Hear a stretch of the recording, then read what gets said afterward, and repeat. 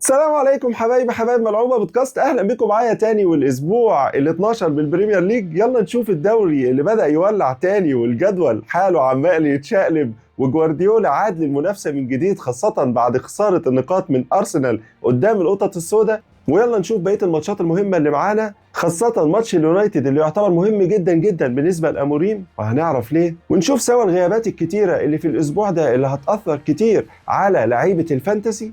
يلا بينا. قبل ما نتكلم على الماتشات عايزين نقول كلمتين مبروك لحكيمي النجم الكبير، مبروك لنجم المغربي اللعيب الكبير الباك رايت العصري اللي بيعرف يدافع وبيعرف يهاجم وبيحرز أهداف جميلة جدا وبيلعب ضربات حرة. الصراحة موسم جيد جدا وممتاز النجم المغربي العربي أشرف حكيمي، وهارد لك لمحمد صلاح. محمد صلاح يعني طبعا انا كنت شايفه هو الافضل الموسم اللي فات، لكن ده ما ينفيش ابدا ان حكيمي عمل موسم هايل وقدر ان هو يتوج بالتشامبيونز ليج لاول مره في تاريخ النادي، ودي يمكن حاجه علت اسهمه ان هو اللي ياخد الجائزه خاصه في القاره السمراء. ونروح للضغط الرهيب اللي حاصل على حسام حسن والتصريحات الغريبه اللي طلع قالها. لكن انا عايز اقول حاجه يا جماعه، ما تجيبش واحد اصلا معروف انه عصبي واصلا معروف ان هو تعامله الاعلامي بين قوسين ضعيف، وطول عمره يعني فاكر انا لما كان بيتكلم وهو لعيب كوره مع المراسلين بعد المباريات وقبل المباريات وهو لسه بيلعب. فطبعا معروف حسام حسن والطريقه بتاعته والشده والحماسه والزياده شويه، ومعروف كمان ابراهيم حسن بنفس الامر. عشان كده ما نقدرش نقول ان هم ممكن يستحملوا كمية الضغط الرهيب والحملة الشعواء اللي ماشية عليهم رغم تأهلهم لكأس العالم بحجة يعني الأداء وحش أو ضم فلان ضم علان. أنا شايف إن حسام حسن تصريحاته كلها يعني ما كانتش صائبة، خاصة التصريح الأخير ده كان سيء جدا جدا وموضوع ربع محترف. لكن هو مصطفى محمد انا بتكلم من زمان قوي انه لازم يراجع نفسه. مصطفى محمد لعيب كبير، مصطفى محمد نجم، لكن اللي بيقدمه مع المنتخب خاصة في الفترة الأخيرة حاجة سيئة جدا، وبياخد الكرة يدوس عليها ولا بيباصي لزميله ولا بيجيب أهداف. فبالتالي هو عنده حق ان هو فعلا مستواه وحش، لكن ما عندوش حق ان يقول كده. لازم المدرب يكون عنده من الحكمة والبصيرة ان هو يفهم التعامل مع الاعلام حاجه، والكلام اللي هو بيقوله للعيب ممكن يقول نفس الكلام ده لمصطفى محمد عشان يحفزه ويرجعه، يقول انت بتلعب على سطر وتسيب سطر، انت بتعمل انت بتسوي. لكن التحدث مع وسائل الاعلام والسوشيال ميديا ايوه فيها حنكه، ايوه فيها خبره ومحتاجه مهارات سكيلز معينه لكل مدير فني. عشان كده بنشوف في الدوري الانجليزي معانا لما سلوت بيطلع يتكلم وازاي بيتعلم من اخطائه، وقد ايه جوارديولا ميجا مايند لما فلتت مره واحده منه كل انتقده وقال له انت بتقول ايه. لكن غالبا هو بيدير حوار هايل. وكنا بنشوف كلوب لما قال لهم انا نورمال 1، وبنشوف سبيشال 1 مورينيو. يعني الطريقه بتاعت المدربين لابد من يكون في تطوير في السوفت سكيلز بتاعت المدربين بتوعنا. ويا ريت ناخد بالنا ان احنا ما عندناش دوري وان ما عندناش لعيبه، وبلاش ضغط كتير قوي على الراجل. يمكن ربنا يوفقه في دوره افريقيا اللي جايه ان شاء الله في المغرب. يعني نتمنى التوفيق لكل المنتخبات العربيه ومنتخب مصر خاصه. ويلا بينا نروح على الدوري الممتاز. في افتتاحيه الجوله في السبت الممتاز تشيلسي اسد لندن المفروض ان هو يسافر يروح يلعب بيرنلي على ارضهم، خاصه بعد الاداء اللي يعتبر فيه تحسن شويه مع باركر، لكن مازال هو في ديل المجموعه وفي ديل البريمير ليج. تشيلسي مازال بيفتقد النجم بالمر اللي ممكن مش هيبقى موجود الاسبوع ده كله ومش هيقابل برشلونه زي ما قال انسو ماريسكا في المؤتمر الصحفي ان عنده مشكله وكمان اتخبط في البيت. ودي حاجه يعني الصحفيين كلهم علقوا عليها وقالوا له ازاي يعني اتخبط في البيت، فقال لك عادي انا نفسي ببقى ماشي بتخبط في دماغي في ايدي. فكانت لقطه طريفه من انزو ماريسكا والانجليش بتاعه يعني جميل جدا.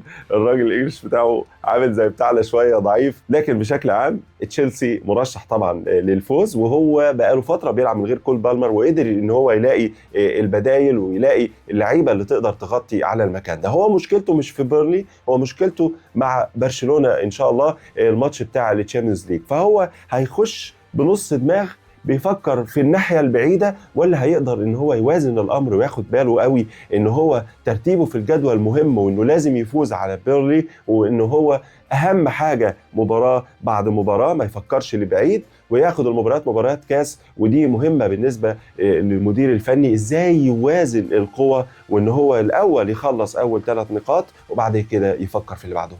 تشيلسي في المباراه دي ما ينفعش يتهاون في حق نفسه، خاصه بعد ما بقى ثالث في الدوري، والترتيب ده مهم جدا انه يستمر، لان هو ب 20 نقطه وقريب جدا من الاول 26 نقطه ارسنال، واحنا عارفين ان هما الاثنين يعني بينهم طار دايما ديربي لندن الشهير. وعامة بيب جوارديولا صعب انك تبعد عنه وتعرف تجيبه بعد كده. جوارديولا واحنا عارفين مادام معاه الزاد البشري الكافي بعد ما عمل كل الميركاتو الصيفي اللي فات واللي قبله الشتوي، فطبعا الفرقة بقت فرقتين، ورجع تاني جوارديولا لأمجاده بعد الميركاتو زي ما اتفقنا، فبالتالي بيقعد وبتبقى مشكلة كبيرة. ودي حاجة لازم يفكر فيها مرة واثنين وثلاثة واربعة ارتيتا قبل ما يضيع نقط قدام فرق زي فرقة ساندرلاند، حصان اسود في البريمير ليج. نعم، لكن انت مطالب اصلا انك تاخد البريمير ليج وتقابل كل الفرق الصعبة وتكسبها وتاخد الشامبيونز ليج.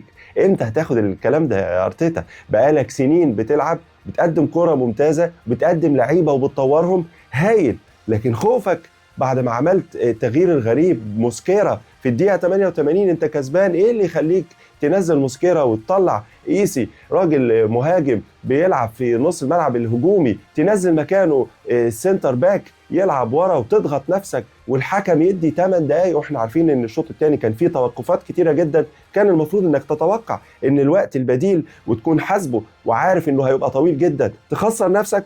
كان شيء غريب جدا. عامة بالنسبة لتشيلسي مهم المباراة، ال3 نقاط مهمة جدا يا إنزو ماريسكا. الغيابات زي ما اتفقنا، عنده كول بالمر مش هيبقى موجود، لافيا تاني بيتصاب، وغريب قوي لافيا اللي قعد فترة طويلة جدا مصاب ورجع وعشان يتصاب تاني. هيكون ريس جيمس وارد ان هو يشارك في نص الملعب مع كايسيدو، ويلعب تشالو بقى مع ادراب يويو كاتنين قلب دفاع، وجنبهم النجم الاسباني طبعا ناحيه الشمال كوكوريا، وناحيه اليمين مالو جوستو اذا كان جاهز. هو يتهيالي الخيارات بقت قليله وسط كل الغيابات دي، حتى كولويل نفسه مصاب.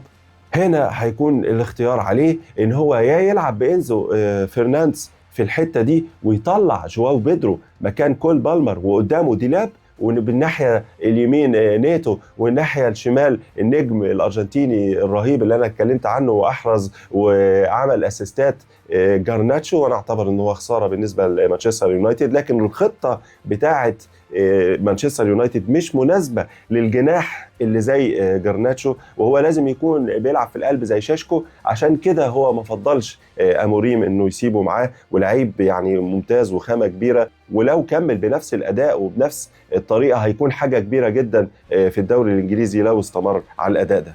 لكن احنا هنشوف انزو ماريسكا دماغه في ايه. هل ممكن يريح ديلاب عشان ما يتصابش ويلعب بجواو بيدرو ووراه انزو فرنانديز ومالو جوستو في نص الملعب وريس جيمس ناحيه اليمين، او العكس؟ هنشوف. عامه الماتش ده الموضوع الروتيشن مهم جدا بالنسبه له عشان ما يتصابش حد عنده، ما ينفعش ما عندوش خيارات تانية.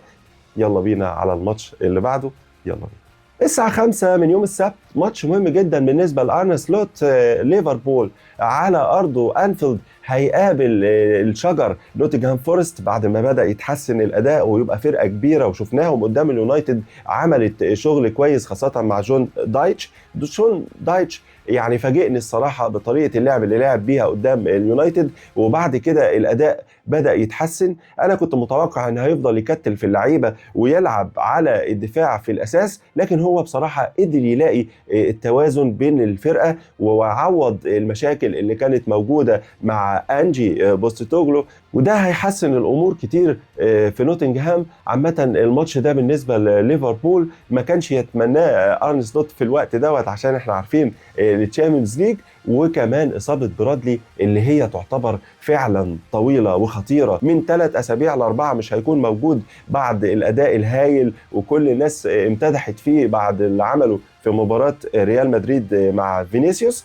عامة هيكون البديل جو جوميز، وطبعا الاثنين سنتر باكس معروفين وموجودين. ابراهيم كوناتي وعلامات الاستفهام حوالين الاداء بتاعه وموضوع التجديد ودماغه اللي بره الملعب، دايما هروح الريال، لا خلاص وقفت، هعمل ايه يمين شمال، عملت مشكله في دفاعات الفريق. وغياب أليسون الطويل فرق، بالرغم من ان مامار داشفيلي قدر انه يعمل تصديات كويسه ويقدم اداء مش وحش، لكن بعض الكرات تحس اللي بتخش فيه ان أليسون لو هو اللي واقف كان صدها، واحنا عارفين طبعا ده واحد من افضل حراس العالم في الفتره الحديثه. في مشكله كبيره هتقابل ارن سلوت قبل ما نكمل التشكيل في المباراه دي بالذات، خروج منتخب المجر من تصفيات كاس العالم اللي جايه ان شاء الله 2026، ويعني الانهزاميه الرهيبه والبكاء بالنسبه للاثنين لعيبه كيركس واهم لعيب يمكن في الفتره الاخيره عنده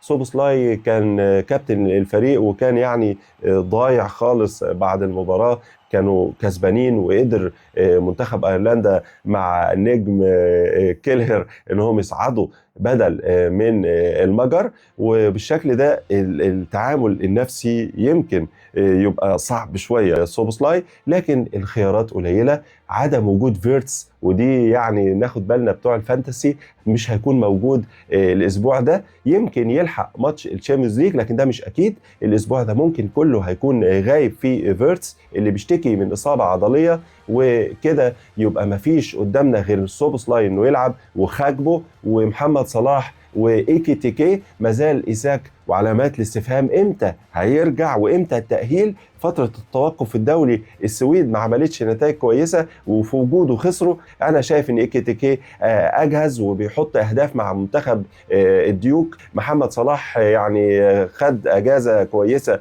وحسام حسن سمح له باجازه من المباراه الاخيره قدام القروش الزرقاء، وبالشكل ده ليفربول يقدر ان هو يشتغل على مفاتيح شون دايتش. عنده في نص الملعب هيكون اندرسون وسينجاري، الاثنين يعني لعيبه ناشفين شويه وصعبين. لو ماكا مش في حالته ولسه محتاج شغل، وهو وخرامنبرغ اللي كان مصاب وعاد من اصابه، يعني بالشكل ده ليفربول محتاج ان هو يقوي نص ملعبه. اذا كان جونز جاهز بشكل كامل صح مش هيبقى احسن، لكن غالبا انت بتحتاج الاجهز بدنيا، خاصه في مباراه هيكون فيها التصادم البدني والثنائيات يعني هي الاهم والعنوان الابرز بالنسبه لنوتنغهام فورست. احنا عارفين ان نوتنغهام فورست بيركز قوي على ان هو يدي الكره لجيبس وايت، والنص الملعب اللي ورا ده هو بتاع استخلاص الكرات. وبالشكل ده هودسون اودوي عنده فرصه ناحيه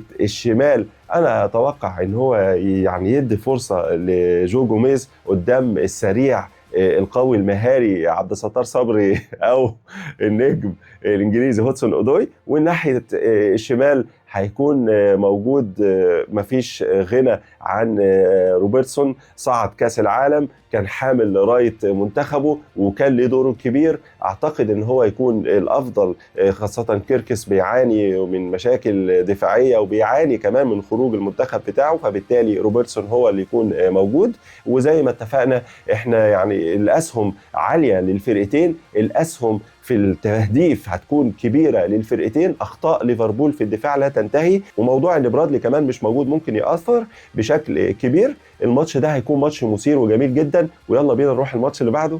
يلا بينا. وفي سهره السبت الممتاز الماك بايس مع ايدي هاو مستنيين السيتيزنز علشان يحسنوا موقعهم اللي بقوا دلوقتي حاليا في المركز ال 14، تاخروا جدا جدا ب 12 نقطه، وجوارديولا ب 22 نقطه المركز الثاني، فرق 10 نقاط كامله. والمباراه دي بالنسبه لهم تعتبر مهمه جدا خاصه انها على ارضهم. المهاجم الكبير الرئيسي دلوقتي حاليا في نيو كاسل هو فولتي مادي الالماني، يقدر ان هو يستفيد من العرضيات ويصطاد كور ويحطها، وده زي ما شفناه دايما بيحصل مع المنتخب المانشافت في المانيا. ونفس الكلام مع الفريق نيوكاسل لما بيكون عنده فرص كتيرة وبيهجم. دان بيرن موقوف ومش هيكون موجود، ودي مشكلة تعتبر بالنسبة لإيدي هاو، وكمان يعني بالنسبة له مشكلة جاهزية مانشستر سيتي.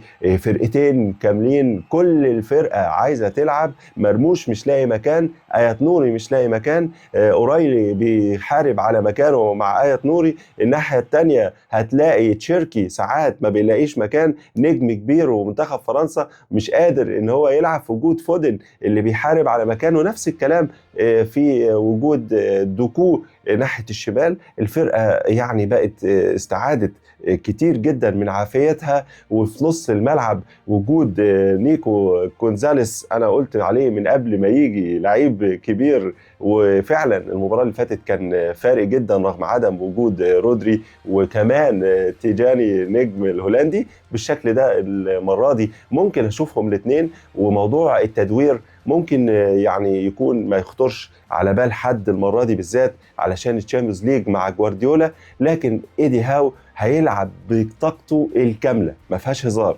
نص الملعب جوالينتون، برونو جمارايش، ومعاه تونالي بعد خروج منتخب ايطاليا من كأس العالم. يعني تونالي بقى فاضي وما وراهوش حاجة بالشكل ده. يعني ورا هو عنده مشكلة دان بيرن، وبقاله فترة ايدي هاو يعني ما بيكتملش الصفوف بتاعته ابدا. نيك بوب هيكون ليه دور مهم جدا في ايقاف الكرات العرضيه ان هو يطلع ويسبق، لان هي لو عدت هتبقى مشكله في عدم وجود بيرن. ووجود في نفس الوقت المين ماشين هالاند اللي عامل اداء تاريخي وارقام، عمال يضرب ارقام يمين وشمال. الدبابه البشريه، سفاح الشباك ايرلينج الفايكنج هالاند. فبالشكل ده الماتش صعب جدا على ايدي هاو. مازال عنده فرصه على فكره، مازال، لكن شكل نص الملعب هو اللي هيعمل الفارق. يعني احنا شفنا قدام ارسنال، وشفنا قدام الفرق الكبيره بيعمل ايه نص ملعب سيتي، وشفنا قدام ليفربول ازاي انهم قدروا يسيطروا ويملوا كل الفراغات اللي موجوده في نص ملعب ليفربول، ويخلوهم ما يقدروش يبنوا اي هجمه. وبالشكل ده هو محتاج يركز قوي ايدي هاو على الثلاثه بتوعه اللي قلنا قبل كده انهم بياكلوا الزلط، وممكن لو هم في حالتهم الثلاثه يقدروا يعملوا الفارق، وبالتالي يستنوا كوره خطيره لفولتي مادي يقدر ان هو يحرز اهداف. مباراه مثيره، يعني نتمنى التوفيق لمرموش ولابننا الجزائري آيت نوري انهم يشاركوا ويأدوا اداء كويس. نتمنى كمان ان احنا نستمتع بسهره السبت في مباراه كبيره زي دي. الفارق ما تسيبك منه ال10 نقاط، وارد جدا نيوكاسل يعمل مفاجاه، لكن بجاهزيه السيتي وتركيز جوارديولا بعد ما عاد لتركيزه تاني وبدأ يدير الدنيا بشكل افضل، وما عادش موضوع الهجوم اللي كان بيعمله على الاعلام وبيهاجم الفرق ومش عارف ايه ويعمل كده للجمهور. الكلام ده خلص، بدأ يرجع جوارديولا اللي احنا عارفينه. مباراة صعبة جدا جدا في سان جيمس بارك. يلا بينا نروح للحد الممتاز، يلا بينا. ويوم الحد الممتاز المفروض ان الجانرز ارسنال على ارضهم في الاميريتس ستاديوم قدام سبيرز. يعني ماتش صعب جدا مع الفراخ. توماس فرانك يعني بدأ يستعيد التوازن بشكل ما، وبالشكل ده هيكون المباراة صعبة، لكن بيفتقد لقدوس زي أرسنال اللي بيفتقد لخدمات النجم الكبير اللي حل المنقذ سواء في الهجوم أو في الدفاع، جابرييل ماجالايس. ودي مشكلة تعتبر كبيرة بالنسبة لأرتيتا. صحيح موسكيرا قدم مستويات جيدة جدا وأحسن كتير من كل السنتر باكس اللي كانوا موجودين كاحتياط في أرسنال منذ فترة طويلة. موسكيرا جاهز وممكن يكون حل كويس، لكن ناخد بالنا قوي قوي من الاثنين اللي في الجنب. تمبر مجهد مع هولندا، وفي الناحية التانية ريكاردو كالافيوري مجهد برضو. لازم تبقى الكورة معظم الوقت مع الجانرز، وتوماس فرانك طبعا هيحاول انه يمنع ده. عنده باب صار في نص الملعب بيقدم مستويات جيدة جدا. بنتنكور بدأ واحدة واحدة وبدأ يبين إمكانياته. بالينيا وهتبقى مشكلة كبيرة في الصراعات في نص الملعب، سوبي ميندي ومعاه رايس، وقدامهم اتنين جامدين جدا في التدخلات، بنتنكور حتى باب صار كمان. لكن قصدي على بالينيا. يعني نص الملعب في الفرقتين في الديربي ده اللندني من الديربيات الأهم في الدوري الإنجليزي، هيكون فعلا خطير. وعامة أرسنال عنده فرصة، هو متصدر وباربع نقاط، ولازم المباراة دي بالنسبة له حرب. يعني أنا شايف المباراة دي أهم من مباراة الشامبيونز ليج الجاية. توتنهام ده أهم من أي شيء آخر، بعد كده بقى يفكر في أي حاجة. خسارة جابرييل ماجالاش هتهز الفريق وهتهز يعني معنويات الفريق، لأنه مش هيكون موجود من حوالي 3 أسابيع لشهر ويمكن أكتر، ودي مشكلة تعتبر بتقابل أرتيتا، ومش عارف هل هو ممكن في الشتاء يخش في الميركاتو ولا لأ. عامة تعالوا نشوف بالنسبة للهجوم، ومعانا فيكتور جوكريش مش هيبقى لسه جاهز بنسبة كبيرة، مش هيكون موجود راخر. جابي مارتينيلي برضو مش موجود، الإصابات بتضرب تاني في أرسنال، فبالتالي هو بيحاول إن هو يلعب على تجهيز مادوكيه، ويحاول إن هو يحط روسار ويخلي باله قوي من الإصابات. ميرينو هيكون هو المهاجم في المباراة دي، لأن مفيش خيارات تانية. مازال كاي هافرتس المتحرك زاكوينش مش موجود ومصاب، فبالشكل ده الخيارات قليلة. ساكا وبوكايو العجيب هو الحلقة الأهم اللي هتكون وصلت الهجوم بين ونص الملعب والهجوم، وهيكون هو النجم اللي المفروض يربط مع إيسي في أماكن كتيرة. الاثنين بيلعبوا سوا وبيتألقوا في المنتخب الإنجليزي، يعني أتمنى الهارموني يبان في المباراة ديت يا جانرز. ومن ناحية الفراخ يعني نفس الكلام، توماس فرانك بيقدر إن هو يجيب كذا حد يلعب في الأمام. جونسون متألق مع منتخبه، متألق مع الفريق. ماتياس تيل اللي هو يعتبر مفاجأة تألقه مع توتنهام. وجود ريتشاردسون كباكا، بالثلاثة بيلعبوا وممكن يلعبوا سوا، وممكن واحد منهم اللي يكون موجود. بالشكل ده توتنهام بيقدر ان هو يسيطر على نص الملعب في الأول، وبعد كده يمول الاثنين اللي قدام. كلوسفسكي مازال مش موجود، وده يعتبر بدأ يتعوض، بقاله فترة مش موجود هو وجيمس ماديسون. بالشكل ده المباراة يعني صعبة، المباراة التقديرات فيها مايلة ناحية أرسنال، لكن الغيابات ممكن تكون مؤثرة جدا جدا على الجانرز، وممكن نشوف أهداف من السبيرز، وساعتها هيكون الأرسنال مطالب إن هو يحاول يخترق دفاعات توتنهام في وجود ميكي فان ديفين وروميرو وبيدرو بورو. الفرقة قوية جدا في دفاعاتها، والحارس فيكاريو الرهيب العالمي اللي بيعمل تصديات خيالية، وبالشكل ده تكون صعبة. أرسنال هيحاول إن هو يسيطر أول تلت ساعة ويكسب بدري بدري، يحرز هدف عن طريق الكرات الطويلة لميرينو، وتشوف إبداعات بوكايو العجيب ساكا. في نفس الوقت هيحاول توماس فرانك ان هو يستقبل اللعب شويه، وبعد كده واحده واحده ياخد هو زمام الامور ويبتدي يلعب على الضغط على الاول. واحنا عارفين بنقول الفيل ركب، لكن في اي وقت ممكن يقع. عامه المباراه دي توقعات فيها صعبه. يلا بينا نشوف الماتش اللي بعده، يلا بينا. وفي ختام المباريات مانشستر يونايتد عنده لقاء مع توفيز ايفرتون، مهمة جدا جدا على أرضهم في مسرح الأحلام أولد ترافورد. وأموريم بقاله شوية بيحلم بالمباراة دي. الفوز مهم جدا، خاصة بعد ما تعادل في الدقايق الأخيرة. يعني الشكل بتاع يونايتد اتحسن كتير، لكن مباراة توتنهام ما زالت يعني بظلالها عاملة مشاكل. وإصابة شيشكو المهمة في ركبته ومشكلة كبيرة بالنسبة لنجم أموريم. في المباراة دي كان يحتاج شيشكو علشان التكتلات الدفاعية اللي بتعملها التوفيز مع نجم ديفيد مويس المخضرم، وأداء هايل ورا مع جارنر ومايكولينكو وكين، وطبعا نجم تاركوفسكي، ومن وراهم طبعا نجم الحراسة الإنجليزي بيكفورد. مهم جدا إن هو يسيطر على الأجواء من بدري، ومهم جدا إنه ينهي المباراة ب3 نقاط، ما يحصلش زي مباراة توتنهام اللي تعادل في الدقيقة الأخيرة. مباراة كانت يعني رهيبة، كان كسبان وخلاص بيحضر نفسه ل3 نقاط، يرجع توتنهام بهدفين، وفي الآخر يقدر إن هو يعدل في آخر ثانية عن طريق نجم ماتياس دي ليخت. عامة الماتش ده ممكن نشوف فيه ماجواير، ممكن نشوف ماتياس دي ليخت ويورو يكون على الدكة، لوك شو، وفي نص الملعب كازيميرو. مهم جدا بقى ان هو يبطل ياخد انذارات، ومعاه برونو فرنانديز. وفي الهجوم طبعا هنشوف البديل الانجليزي ميسون ماونت مع الاثنين الثنائي الرهيب العجيب اللعيب، الاثنين حريفه، خاصه بعد خروج منتخب الكاميرون، تفرغ كامل دلوقتي لبراين امبويمو للفرقه والماتشات مانشستر يونايتد، وكمان كونيا ناحيه الشمال.